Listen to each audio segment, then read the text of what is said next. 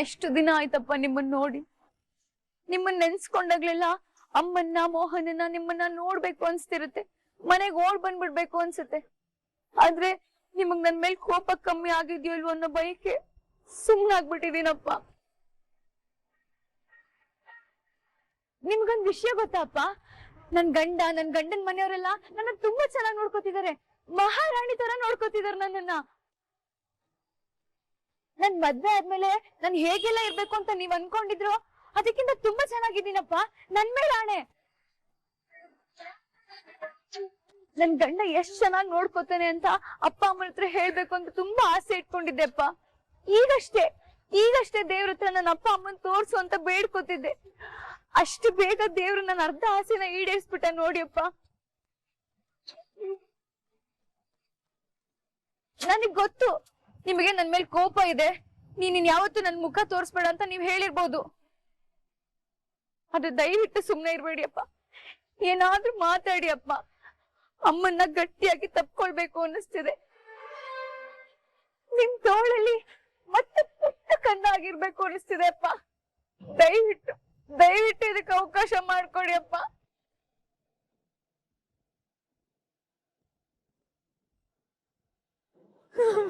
ಯಾರು ನೀವು?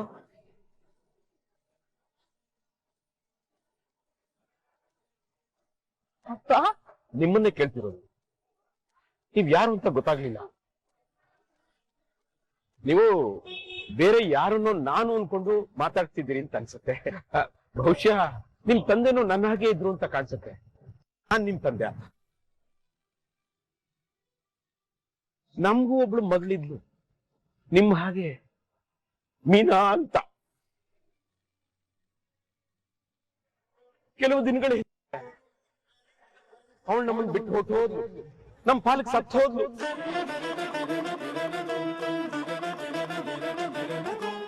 ಅಪ್ಪ ಪ್ಲೀಸ್ ಅಪ್ಪ, ಹೀಗೆಲ್ಲ ಮಾತಾಡ್ಬೇಡಿ ಅಪ್ಪ, ಪ್ಲೀಸ್ ಅಪ್ಪ. ಬಾಯಿ ನೀನ್ ಹೊಲಸ್ ಬಾಯಿಂದ ಅಪ್ಪ ಅಂತ ಕರಿಬೇಡ ನನ್ನನ್ನ. ಅಪ್ಪ ಅಮ್ಮನ ಜೀವಂತ ಶವ ಮಾಡ್ಬಂದು ಈಗ ಮತ್ತೆ ನಾನ್ ಸಿಕ್ಕದ ತಕ್ಷಣ ಅಪ್ಪ ಅಂತ ಮಾತಾಡ್ಸೋಕ್ ಹೇಗೆ ಮನ್ಸು ಬರುತ್ತೆ ನಿನ್ಗೆ? ಛೈ! ಇವತ್ತು ನೀನ್ ಹೇಳ್ದಾಗೆ ನಿನ್ ಗಂಡನ ಮನೆಯಲ್ಲಿ ನೀನ್ ಚೆನ್ನಾಗೇ ಇರಬಹುದು ಕಣೆ, ಆದ್ರೆ ಹೆತ್ತ ಕರುಳಿನ ಶಾಪ ನಿನಗ್ ತಟ್ಟದೆ ಇರೋದಿಲ್ಲ. ನಿನಗ್ ಕೈ ಮುಗಿದ್ ಕೇಳ್ಕೊತೀನಿ, ಒಂದು ಮನವಿ ಇದೆ. ಹಾಗೂ ನಿನ್ನ ವಿಚಾರ ಗೊತ್ತಿಲ್ಲದೆ ಇರೋ ಕೆಲವು ಸ್ನೇಹಿತರು ನನ್ನ ಹತ್ರ ಬಂದು ನನ್ನ ಮಗಳ ಬಗ್ಗೆ ವಿಚಾರಿಸ್ತಾರೆ. ಆಗ ನಾನು ನಮ್ಮ ಮಗಳು ನಮ್ಮ ಪಾಲಕ್ ಸತ್ತು ಹೋಗಿದ್ದಾಳೆ ಅಂತಾನೆ ಹೇಳ್ಕೊಂಡ್ ಬರ್ತಿದೀವಿ ಕಡೆ. ನೀನು ಅಷ್ಟೇ, ನಿಮ್ಮ ಅಪ್ಪ ಅಮ್ಮನ ಬಗ್ಗೆ ವಿಚಾರಿಸಿದ್ರೆ ಅವರು ನನ್ನ ಪಾಲಕ್ ಸತ್ತು ಹೋಗಿದ್ದಾರೆ ಅಂತಾನೆ ಹೇಳ್ಬಿಡೆ.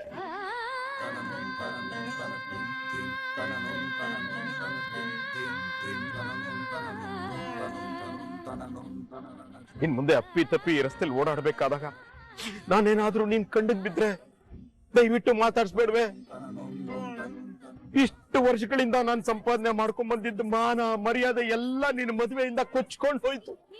ಎಲ್ಲೋ ಅಲ್ಪ ಸ್ವಲ್ಪ ಉಳ್ಕೊಂಡಿದೆ, ಅದನ್ನು ಕೊಚ್ಕೊಂಡು ಹೋಗೋ ಹಾಗೆ ಮಾಡ್ಬೇಡ್ವೆ.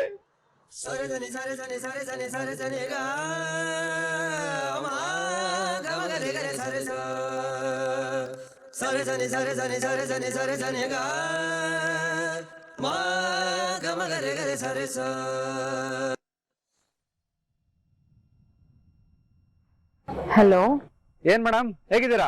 ಕೇಶವ, ಈಗಷ್ಟು ಆಫೀಸಿಂದ ಹೊರಟಿದೀನಿ, ಮನೆಗ್ ಬರ್ತಾ ಇದೀನಿ. ಮನೇಲೆ ಮಾತಾಡೋಣ.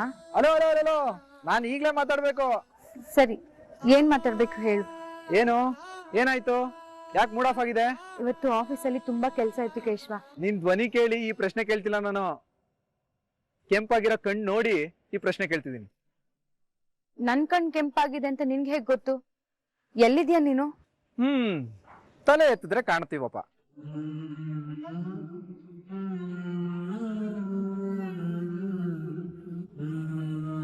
ಹೇಗಿತ್ತು ಸರ್ಪ್ರೈಸ್? ಯಾಕೆ ಮೀನಾ ಒಂಥರ ಇದೆಯಾ? ಕೇಶವ, ಆಫೀಸ್ಗೆ ಹೋಗ್ಬೇಕಾದ್ರೆ ದಾರಿಲಿ ಅಪ್ಪ ಸಿಕ್ಕಿದ್ರು ಕಣೋ. ಏನಂದ್ರು? ನಮ್ಮ ಮೇಲೆ ಕೋಪ ಕಡಿಮೆ ಆಗಿದೆಯಾ? ನಮ್ಮಲ್ಲಿ ದ್ವೇಷ ಇದೆ ಕಣೋ. ದ್ವೇಷ ಬೇಗ ಕಮ್ಮಿ ಆಗಲ್ಲ ಅಲ್ವಾ? ಹೋಗ್ಲಿ ಬಿಡು ಮೀನಾ, ಪಾಪ ಅವರಾದ್ರೂ ಏನ್ ಮಾಡಕ್ಕಾಗತ್ತೆ. ತಂದೆ ತಾಯಿಗೆ ಮಕ್ಳು ಮದ್ವೆಗಿಂತ ಅವ್ರ ಜೀವನದಲ್ಲಿ ಬೇರೆ ಏನೂ ಇರಲ್ಲ ಕಣೆ. ಆ ವಿಷಯದಲ್ಲಿ ಅವ್ರ ವಿರುದ್ಧವಾಗಿ ಏನಾದ್ರೂ ನಡೆದ್ರೆ ಆಕಾಶ ಭೂಮಿ ಒಂದ್ ಮಾಡ್ಬಿಡ್ತಾರೆ. ಈಗ ನಮ್ಮಪ್ಪ ನಿಮ್ಮಪ್ಪನ ವಿಷಯದಲ್ಲೂ ಅದೇ ಆಗಿರೋದು. ನನಗಾಗ್ತಿಲ್ಲ ಕೇಶವ. ಅಪ್ಪ ಅಮ್ಮನ್ನ ತುಂಬಾ ಮಿಸ್ ಮಾಡ್ಕೊಳ್ತಾ ಇದ್ದೀನಿ. ಆದ್ರೆ ನನಗ್ ಗೊತ್ತು ಅವ್ರಿಗೆ ಮುಂಚೆ ತರ ನನ್ ಜೊತೆ ಅನ್ಯೋನ್ಯವಾಗಿ ಮಾತಾಡಕ್ ಆಗಲ್ಲ ಅಂತ. ಆದ್ರೆ ಅವ್ರ ಹತ್ರ ನಾನು ಕೇಳ್ತಿರೋದೇನು? ಕ್ಷಮೆ. ಆ ಕ್ಷಮೆಗೂ ನನಗೆ ಯೋಗ್ಯತೆ ಇಲ್ವಾ ಕೇಶವ? ಅಳುಬೇಡ ಕಣೆ. ನೋಡು, ಇದು ರಸ್ತೆ, ಜನ ಎಲ್ಲ ಓಡಾಡ್ತಿರ್ತಾರೆ. ಸಮಾಧಾನ ಮಾಡ್ಕೋ. ನೀನೀಗ ರೋಡ್ ಮಧ್ಯದಲ್ಲಿ ನಿಂತ್ಕೊಂಡು ಹೇಳ್ತಾ ಇದ್ರೆ ರೋಡ್ ಜನ ಏನೋ ಅನ್ಕೊಳ್ಳಲ್ಲ. ಯಾರೋ ಪೊಲಿ ಚುಡಾಯಿಸ್ತಿದ್ದಾನೆ ಅನ್ಕೊಂಡು 4 ತಗ್ತಾರಷ್ಟೇ. ನಿಮ್ಮ ಅಪ್ಪಂಗೋಸ್ಕರ ಧರ್ಮದಲ್ಲಿ ತಿನ್ನಕ್ ನಾನು ರೆಡಿ ಇಲ್ಲ.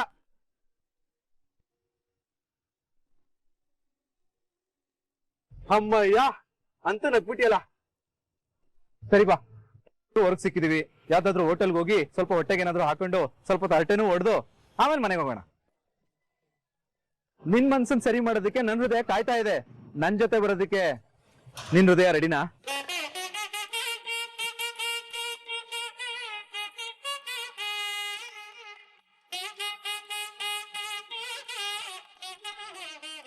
ಯಾಕೋ ಕೇಶವ ಹಾಗ್ ನೋಡ್ತಿದ್ಯಾ? ಹಸ್ವಿಲ್ಲ ಅಂತಾನೆ ಇಷ್ಟೊಂದು ತಿಂತಿದ್ಯಾ? ಅಕಸ್ಮಾತ್ ಹಸ್ವಿದ್ದಿದ್ರೆ ಇನ್ನೆಷ್ಟು ತಿಂತಿದ್ದೆ ಅಂತ ಯೋಚನೆ ಮಾಡ್ತಿದ್ದೆ. ಕೇಶವ ಹಾಗೆಲ್ಲ ಕಣ್ಣ ಹಾಕ್ಬೇಡ ಕಣೋ. ನಾನೇನ್ ತಿನ್ಬೇಕು ಅಂತ ತಿಂತಾ ಇಲ್ಲ, ನೀನ್ ಕೊಡ್ಸಿದ್ಯಲ್ಲ ಅಂತ ತಿಂತಾ ಇದ್ದೀನಿ. ಬೇಜಾರಾಗ್ಬಾರ್ದಲ್ಲ ನಿನ್ಗೆ, ಅದಕ್ಕೆ. ಮದ್ವೆ ಆದ್ಮೇಲೆ ತುಂಬಾ ಟೈಮ್ ಸ್ಪೆಂಡ್ ಮಾಡ್ಬೋದು ಅಂತ ಅನ್ಕೊಂಡಿದ್ದೆ, ಆದ್ರೆ ಅದೆಲ್ಲ ಉಲ್ಟಾ ಆಗೋಯ್ತು. ಈಗಂತೂ ನೀನ್ ನನಗ್ ಸಿಗೋದೇ ಇಲ್ಲ. ಸಿಕ್ಕಿದ್ರು ಮನೆಯವ್ರೆಲ್ಲ ಇರ್ತಾರೆ ಅಂತ ಮಾತಾಡ್ದೆ ಸುಮ್ನೆ ಆಗ್ಬಿಡ್ತೀಯ. ಅದಕ್ಕೆ ಇವಾಗ ಏನ್ ಮಾಡೋದು?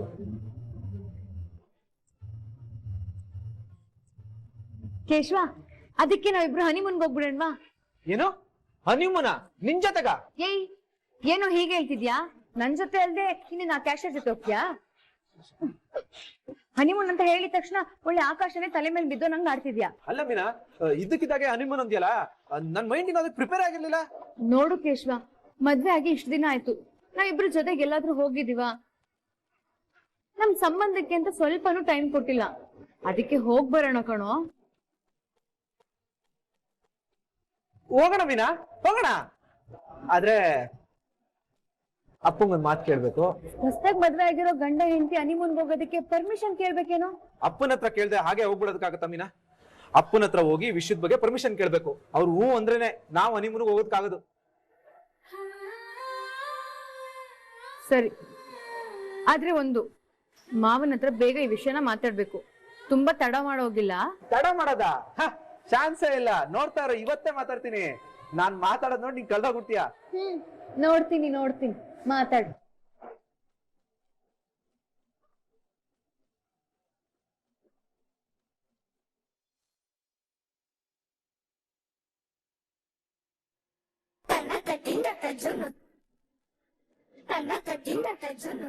ಈ ಕೇಶವ ಯಾಕೆ ಬ್ಯಾಗ್ ಸುತ್ತ ಬೆಕ್ಕನಂಗ್ ಓಡಾಡ್ತಾವ?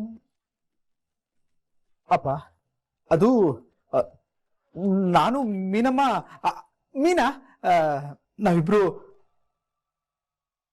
ಅದು ನಾನು ಮೀನಿಗೆ ಚಂದಮಾಮ ತೋರಿಸ್ಬೇಕು ಅಂತ. ಏನ್ ಬೇಡ, ಏನ್ ಸಮಾಚಾರ? ಎಲ್ಲ ಆರಾಮ? ಏನಾಯ್ತು? ಏನು ಏನು ಇಲ್ವಲ್ಲ? ಏನು ಇಲ್ಲ ಅಂದ್ಮೇಲೆ ಮುಖದಲ್ಲಿ ಯಾಕೆ ಟೆನ್ಷನ್ ಇದೆ? ಅದು ಅಣ್ಣ, ಅಪ್ಪನ ಹತ್ರ ಏನೋ ಕೇಳ್ಬೇಕಾಗಿತ್ತು. ಏನು ಕಿಡೇನಾದ್ರೂ ಬೇಕಿತ್ತಾ? ಅಯ್ಯೋ, ದುಡ್ಡಲ್ಲ, ನಾನು ಎಲ್ಗೋ ಹೋಗ್ಬೇಕಿತ್ತು. ಎಲ್ಲಿಗೆ? ಮೀನನ್ ಕರ್ಕೊಂಡು ಎಲ್ಗೋ ಹೋಗ್ಬೇಕಣ. ಅಯ್ಯೋ, ಇಷ್ಟು ಬೇಗನಾ? ರಂಗೋ ಕೇಶವ ಇದೆಯಲ್ಲ? ಕಂಗ್ರಾಚುಲೇಷನ್ಸ್ ಕಣಣ್ಣ, ಇಷ್ಟ ಬೇಗ ಚಿಕ್ಕಪ್ಪ ಮಾಡ್ತಾ ಇದ್ಯಾ ನನ್ನ? ನೀನ್ ಚಿಕ್ಕಪ್ಪ ಆಗದಿರ್ಲಿ, ನೀನ್ ದೊಡ್ಡಪ್ಪ ಆಗದಿರ್ಲಿ, ನಾನ್ ತಾತ ಆಗ್ಬಿಡ್ತೀನಲ್ವಾ? ಅಯ್ಯಯ್ಯೋ, ಅದಲ್ಲ. ಮತ್ತೆ ಹಿಂಗೆ ಹೇಳಿ ನಾನು ಬಾಯಲ್ಲ ಹೇಳೋ. ಮಧುನ ಸುಂದ್ರ ಮಾವನ ಹೆಸರು ಸುಂದ್ರ ಅಲ್ದೆ ಚಂದ್ರ ಅನ್ಕೊಳ್ಳಿ. ನಮ್ ಸುಂದರ ಮಾಮನ ಹೆಸರು ಚಂದ್ರ ಆಗಕ್ಕೆ ಚಾನ್ಸೇ ಇಲ್ಲ. ಅಯ್ಯೋ, ಕರ್ಮ ಕರ್ಮ ಕರ್ಮ. ಕರ್ಮ ಅಂತ್ಯ, ಮಧು ಅಂತ್ಯ, ಚಂದ್ರ ಅಂತ್ಯ, ಮಧು ಚಂದ್ರ. ಓ ಚಂದ್ರ. ಗೊತ್ತಾಯ್ತು ಹನಿಮೂನ್. ಕಳ್ಳ ಹೇಳ್ತೀನಿ ಹನುಮೂನಿ ಕರ್ಕೊಂಡು ಹೋಗ್ಬೇಕು ಅಂತಿದ್ಯಾ. ಕರ್ಕೊಂಡು ಹೋಗ್ಬೇಕು, ಆದ್ರೆ ಅಪ್ಪನ ಹತ್ರ ಪರ್ಮಿಷನ್ ಕೇಳ್ಬೇಕಲ್ಲ. ಕೇಳು, ಅದಕ್ಕೇನಂತೆ? ಹೇಗ್ ಕೇಳೋದು ಅಂತ ಗೊತ್ತಾಗ್ತಿಲ್ಲ ಕಣೋ, ಒದ್ದಾಡ್ತಿದ್ದೀನಿ. ಪಾಪ ಮೀನಾ ಎಲ್ಲ ಹೆಣ್ಮಕ್ಳ ತರ ಅಲ್ಲ, ಅವಳಿಗೆ ಯಾವ್ದು ಬೈಕೆಗಳೇ ಇಲ್ಲ. ಅವಳಿಗಿರೋ ಬೈಕೆ ಒಂದೇ, ನಾವೆಲ್ಲರೂ ಖುಷಿ ಖುಷಿಯಾಗಿ ನಗ್ನಗ್ತಾ ಇರ್ಬೇಕು ಅಂತ. ಈಗ ಅವಳು ಗಂಡನ ಜೊತೆ ಒಂದೆರಡು ದಿನ ಕಳಿಬೇಕು ಅಂತ ಆಸೆ ಪಡ್ತಿದ್ದಾಳೆ. ಗಂಡನಾಗಿ ಆ ಆಸೆಗಳನ್ನ ಅರ್ಥ ಮಾಡ್ಕೊಂಡು ಈಡೇರಿಸೋದು ನನ್ನ ಕರ್ತವ್ಯ. ಗುಡ್ ಕಣೋ ಕೇಶವ, ವೆರಿ ಗುಡ್. ನೀನು ನಿನ್ ಹೆಂಡತಿ ಮನ್ಸನ್ನ ತುಂಬಾ ಚೆನ್ನಾಗಿ ಅರ್ಥ ಮಾಡ್ಕೊಂಡಿದ್ಯಾ. ನೀನ್ ಯೋಚನೆ ಸೂಪರ್ ಆಗಿದೆ ಕೇಶವಣ್ಣ. ಯುದ್ಧದಲ್ಲಿ ಗೆದ್ದ ಬಾ. ಯುದ್ಧದಲ್ಲಿ ಗೆದ್ದು ಬಾ. ಅಪ್ಪ ಪರ್ಮಿಷನ್ ಹೆಂಗ್ ಕೇಳೋದು? ಐಡಿಯಾ ಕೊಡ್ರೋ. ಐಡಿಯಾ ಒಂದ್ ಸೂಪರ್ ಐಡಿಯಾ ಫ್ರಿಡ್ಜ್ ಅಲ್ಲಿ ಇಟ್ಟಿದ್ದೀನಿ, ಎತ್ಕೊಂಡ್ ಬರ್ತೀನಿ. ಫ್ರಿಡ್ಜ್ ಇಲ್ಲ, ನಮ್ಮ ಮನೇಲಿ ಫ್ರಿಡ್ಜ್ ಇಲ್ವಲ್ಲ. ಅದು ಐಡಿಯಾ ಒಬ್ಬನ್ ಕೇಳಿ ಎತ್ತಕ್ಕಾಯ್ತಿಲ್ಲ ಪಾಪ, ನಾನು ಸಹಾಯ ಮಾಡ್ತೀನಿ. ಮಾಮಾ ಗೂಗಲ್ ಮಾಡ್ತೀನಿ. How to take permission from ಅಪ್ಪ ಫಾರ್ ಹನಿಮೂನ್. ನೆಟ್ವರ್ಕ್ ಸಿಗ್ತಿಲ್ಲ ಕೇಶವ, ಒಂದ್ ನಿಮಿಷ. ಅಣ್ಣ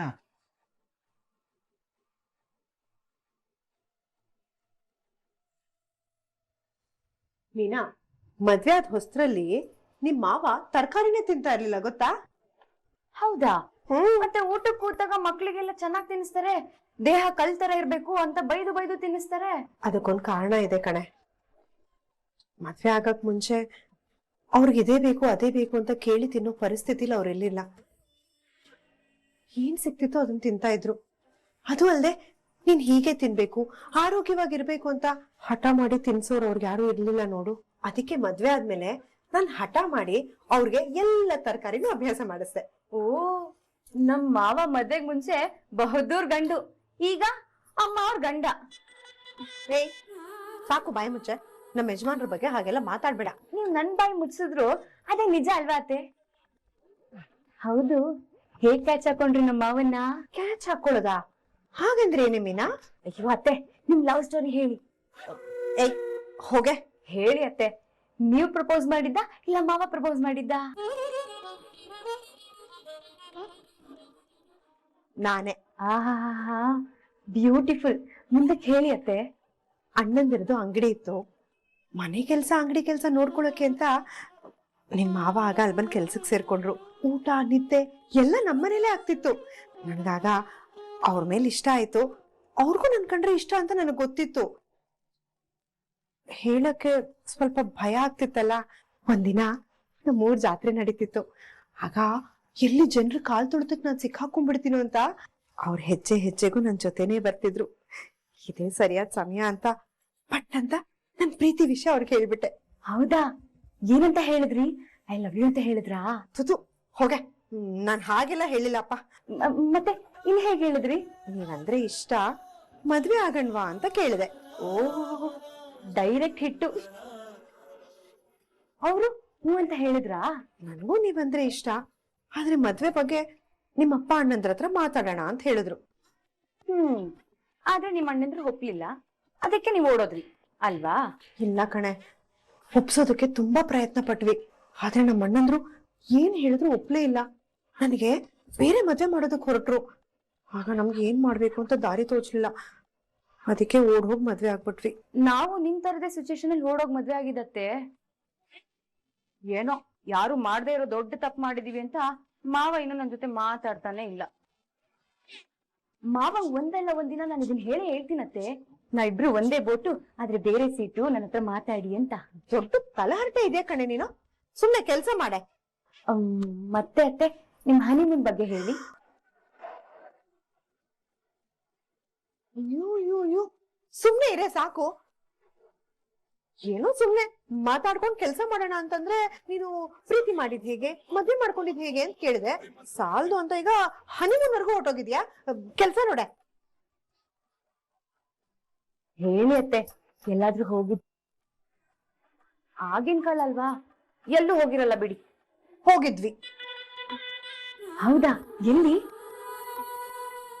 ಚಿಕ್ಕಮಗಳೂರ್ಗೆ ಹೋಗಿದ್ವಿ. ಚಿಕ್ಕಮಗಳೂರ ಸುತ್ತ ಹಸಿರು. ಚಳಿ ಇದ್ದಾಗ ಮಾವನ್ ತೋಳ್ನ ಬೆಚ್ಚಗೆ ಹಿಡ್ದು ಕಷ್ಟ ಸುಖ ಮಾತಾಡಿದ್ರಾ?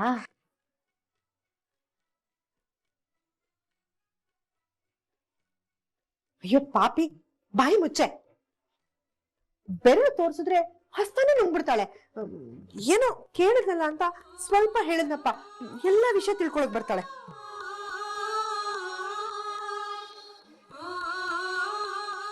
ಆದ್ರೂ ಮದ್ವೆ ಆದ ಹೊಸರಲ್ಲಿ ಗಂಡನ ಜೊತೆ ಏಕಾಂತದಲ್ಲಿ ಪರಸ್ಪರ ಒಬ್ಬರನ್ನೊಬ್ರು ಅರ್ಥ ಮಾಡ್ಕೊಳ್ಳೋ ಸಮಯ ಸಿಗತ್ತಲ್ಲ, ಆ ಸಮಯ ಎಷ್ಟು ಕೋಟಿ ಕೊಟ್ರು ಸಿಗಲ್ಲ ಕಣೆ ಮೀನಾ.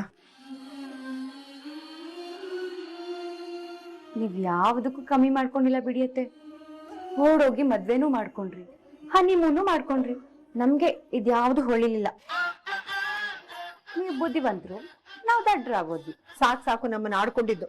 ಅಡಿಗೆ ಮಾಡು.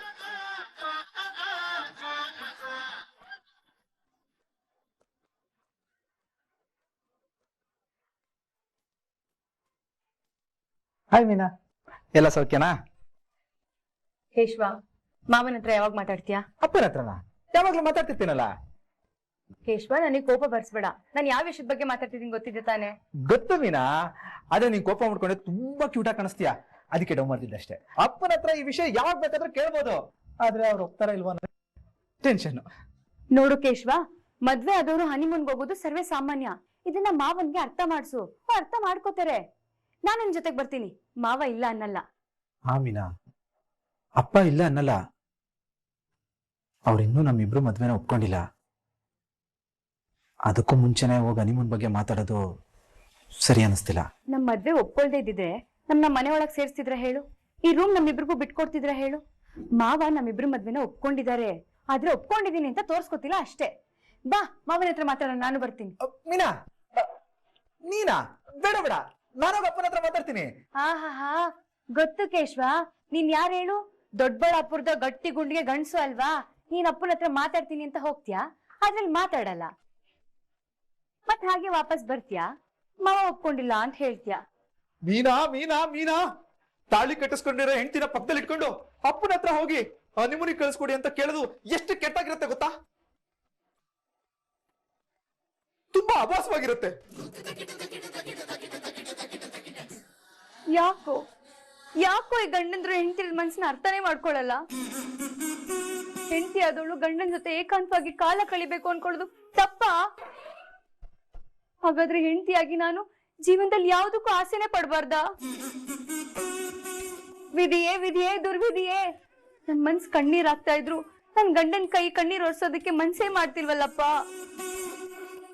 ನನ್ ಸಂಕಟ, ದುಃಖ, ಹಿಂಸೆ, ನೋವು ಯಾರ ಹತ್ರ ಹೇಳ್ಕೊಳ್ಳಿ ಇದನ್ನೆಲ್ಲ? ಮೀನಾ ಮೀನಾ ಮೀನಾ, ನಿಮ್ಮಪ್ಪ ನಿನ್ನ ಗೌರ್ಮೆಂಟ್ ಕೆಲ್ಸಕ್ಕೆ ಸೇರು ಅಂತ ಹೇಳಿ ಒಳ್ಳೆ ಕೆಲಸ ಮಾಡಿದ್ರು ಕಣೆ. ಅಕಸ್ಮಾತ್ ನೀನೇನಾದ್ರೂ ಸೀರಿಯಲ್ ಆಕ್ಟರ್ ಆಗಿದ್ದಿದ್ರೆ ನಿನ್ಗೆ ಬೆಸ್ಟ್ ಕಿರಾತಕ್ಕೆ ಅವಾರ್ಡ್ ಸಿಕ್ಕಿರೋದು. ನೋಡು ಕೇಶವ, ನೀನ್ ಈ ವಿಷಯನ ಮಾವನ ಹತ್ರ ಮಾತಾಡ್ಲಿಲ್ಲ ಅಂದ್ರೆ ನಾನು ನಿನ್ ಜೊತೆ ಮಾತಾಡಲ್ಲ. ಆಹಾ, ಬ್ರಹ್ಮಾಸ್ತ್ರ. ಬೇಡ ಮೀನಾ, ನೀನ್ ನನ್ ಜೊತೆ ಮಾತ್ಬಿಡೋದು, ನಾನ್ ನಿನ್ನಿಂದ ಮಾತಾಡು ಅಂತ ಓಡಾಡೋದು, ಇದಕ್ಕಿಂತ ಅಪ್ಪನ ಹತ್ರ ಹೋಗಿ ಹನುಮೂನ್ ವಿಷಯ ಮಾತಾಡೋದೇ ಬೆಸ್ಟ್. ಮಾವನ ಹತ್ರ ಆರಾಮಾಗಿ ಮಾತಾಡು, ಧೈರ್ಯವಾಗಿ ಮಾತಾಡು.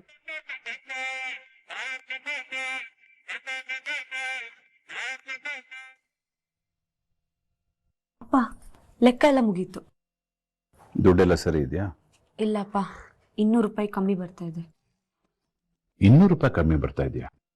ಅಪ್ಪ, ಅದು ನಾನೇ ತಗೊಂಡಿದ್ದು. ಅದು ಮಧ್ಯಾಹ್ನ ಡೆಲಿವರಿ ಕೊಟ್ಟು ಬರುವಾಗ ಮೀನಾ ಸಿಕ್ಕಿದ್ಲು.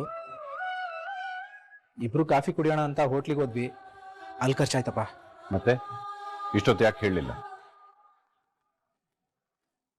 ಓ, ಗೊತ್ತಾಗದೆ ಇದ್ರೆ ಹಾಗೆ ಇದ್ಬಿಡ್ಲಿ ಅಂತನಾ? ನಿಜವಾಗ್ಲೂ ಆತರ ಅಲ್ಲ. ಜುಜುಬಿ 200 ರೂಪಾಯಿ ಅಂತ ತಾತ್ಸಾರನಾ ನಿಂಗೆ? ಅವನ ಆತರ ಯೋಚನೆ ಮಾಡಿರಲ್ಲ. ಗಿರಿಜಾ, ನೀನ್ ಮಾತಾಡ್ಬೇಡ, ಸುಮ್ನೆರು. ಮದ್ವೆ ಆಗಿದ್ದೇ ಆಗಿದ್ದು, ಮನ್ಸೋ ಇಚ್ಛೆ ದುಡ್ಡು ತೆಗಿತಾ ಇದ್ದಾನೆ.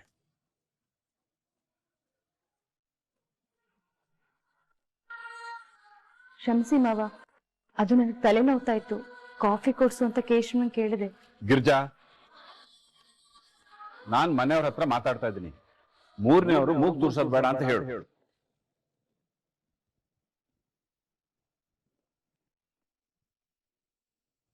ನಾನೇ ಹೇಳೋಣ ಅಂತಿದ್ದೆ, ಮರ್ತೋದೆ ಅಪ್ಪ. ಏನು ಮರ್ತೋಯ್ತಾ? ಎಷ್ಟು ಸಲೀಸಾಗಿ ಹೇಳ್ತಾ ಇದೆಯೋ, 200 ರೂಪಾಯಿ ಖರ್ಚು ಮಾಡಿ ಮರ್ತೋಯ್ತು ಅಂತ. ಚಿಕ್ಕ ವಯಸ್ಸಿಂದ ನೀವು ಕೇಳಿದ್ದೆಲ್ಲ ಕೊಡ್ಸಿದ್ರೆ ನಾನ್ ನಿಮ್ ದೃಷ್ಟಿಲಿ ಒಳ್ಳೆಯವನಾಗ್ತಿದ್ದೆ. ಆದ್ರೆ ಈ ನಂದ ಗೋಕುಲ ಕಟ್ಟಕ್ ಆಗ್ತಾ ಇರ್ಲಿಲ್ಲ. ನೀನು ಅಷ್ಟೇ, ನಿನ್ನ ಹೆಂಡತಿ ಅದ್ ಕೇಳಿದ್ಲು ಇದ್ ಕೇಳಿದ್ಲು ಅಂತ ಎಲ್ಲ ತೆಕ್ಕೊಟ್ರೆ ಅವಳ ದೃಷ್ಟಿಲಿ ಒಳ್ಳೆಯವನಾಗ್ತೀಯಾ. ಆದ್ರೆ ಮುಂದಿನ ಜೀವನಕ್ಕೆ ಏನು ಉಳ್ದಿರೋದಿಲ್ಲ.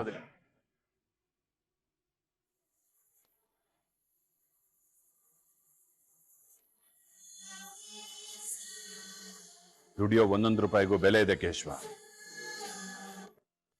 ಬೇಕಾ ಬಿಟ್ಟು ಖರ್ಚು ಮಾಡೋದಲ್ಲ.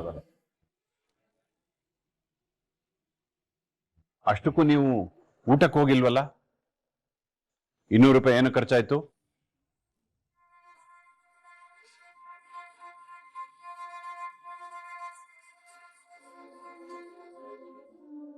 ನಿನ್ನೆ ಕೇಳ್ತಾ ಇರೋದು ಕಣೋ, ಹೇಳೋ.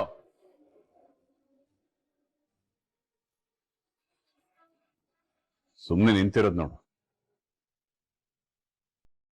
ತಗೋ ರಕ್ಷಾ, ದುಡ್ಡನ್ನ ಒಳಗಡೆ ಇಡು.